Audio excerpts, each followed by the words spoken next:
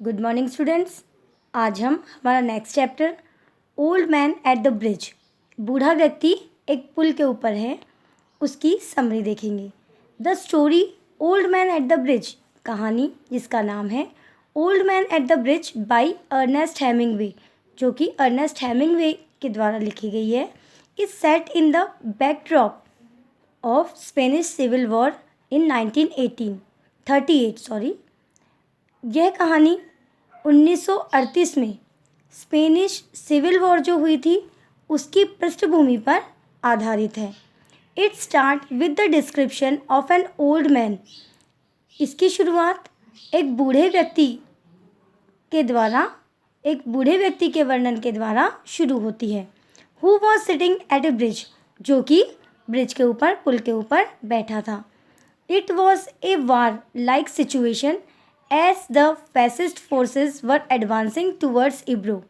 यह एक युद्ध के समान स्थिति थी, जैसा कि फांसीवादी जो सेनाएं थीं वो इब्रो की तरफ वृद्धि कर रही थी, बढ़ रही थी।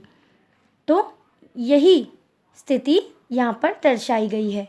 और नैरेटर, हमारे नैरेटर जो है ए न्यूज़ रिपोर्टर, जो कि एक न्यूज़ रिपोर्टर है, was in the charge to cross a pontoon bridge to check the advancement of the enemy forces, जिसे वहाँ पर रखा गया था कि पुल को पार करते हुए यह ध्यान रखना है कि एनिमी, शत्रु सेना के जो वृद्धि हो रही है, उन्नति हो रही है, उनकी प्रगति हो रही है, वो किस प्रकार से हो रही है, इसका ध्यान रखने के लिए वहाँ छोड़ा गया था, रखा गया था।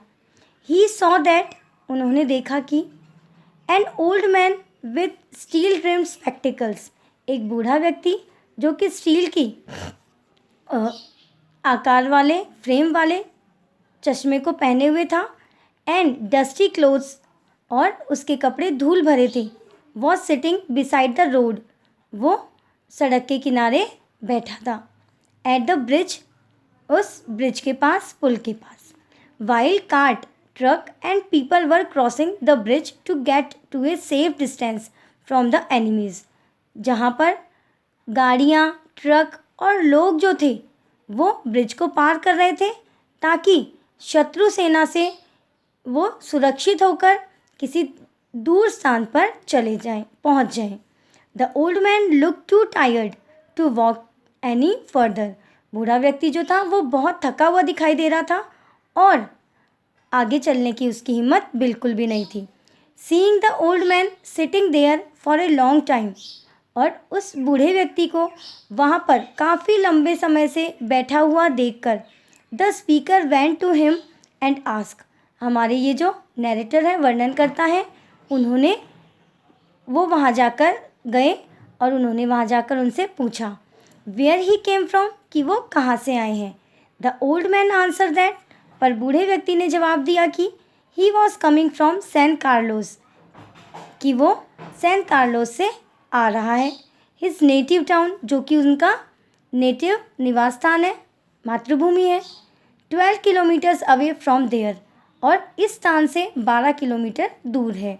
The man smile as it was a pleasure to him, वो व्यक्ति मुस्कुराया और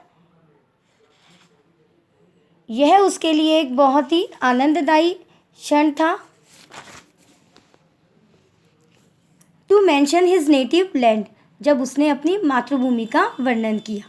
then the speaker had a chat with that man, और फिर स्पीकर ने उस व्यक्ति के साथ चर्चा शुरू की।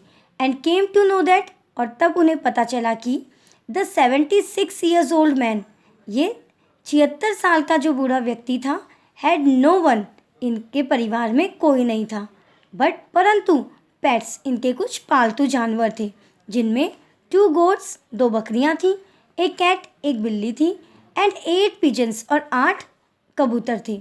दे वर हिज फैमिली, और ये उसके परिवार थे। And he spent his time looking after the animals, और वो अपना पूरा समय जो था वो इन जानवरों की देखभाल में ही बिताता था। Now that the enemy forces were approaching, और अब जब शत्रु सेना वहाँ पहुँच रही थी, he was asked to leave the place, उसे कहा गया कि वो उस स्थान को छोड़कर चला जाए.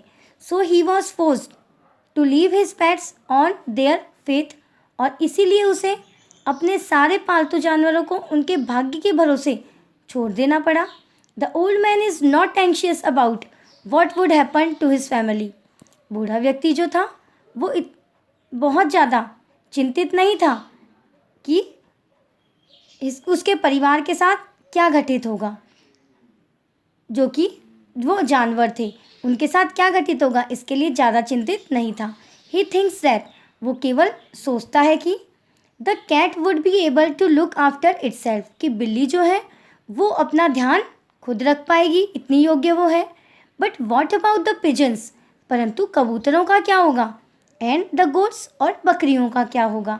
ही आस्क्ड द नरेटर, वो नरेटर को वर्णनकर्ता को बताता है कि to guess what would happen to his pets, और उससे पूछता है कि वो अनुमान लगाए कि उसके पालतू जानवरों के साथ क्या होगा. The speaker console him, speaker जो है वो उनको सांत्वना देता है कि दे विल बी फाइन, वो सभी सही होंगे. He asked the old man if he left the dove cage unlocked, और उसने फिर बूढ़े व्यक्ति से पूछा कि क्या उसने कबूतरों का जो पिंजरा था उसको खोल तो दिया था. As the old man answer in the assertive, और इसका जवाब बूढ़े व्यक्ति ने हाँ में दिया. इट मीन्स उसने पिंजरा खोल दिया था. ही सजेस्ट दैट, उसने सुझाव देता है कि दे विल फ्लाई, फिर कबूतर उड़ गए होंगे, भाई पिंजरा खुला हुआ था तो कबूतर उड़ेंगे ही. But he can not throw light on the future of the goats, अब आगे वो कह रहा है परंतु वो जो था उसने बकरियों के भविष्य के बारे में तो कुछ बताया ही नहीं. Then our narrator urge the man to get up and try to walk further, और फिर हमारे नरेटर जो था उसने उस व्यक्ति से आग्रह किया, इसलिए वो व्यक्ति उठा और उसने आगे चलने की कुछ कोशिश की. As he would now leave, और जैसे कि वो अब यहाँ से चला जाएगा. The man tried to walk, उस बूढ़े व्यक्ति ने चलने की कोशिश की, बट कुड नॉट, परंतु वो चल नहीं सका. He sat down again in the dust, दोबारा से वो उसी मिट्टी में बैठ गया.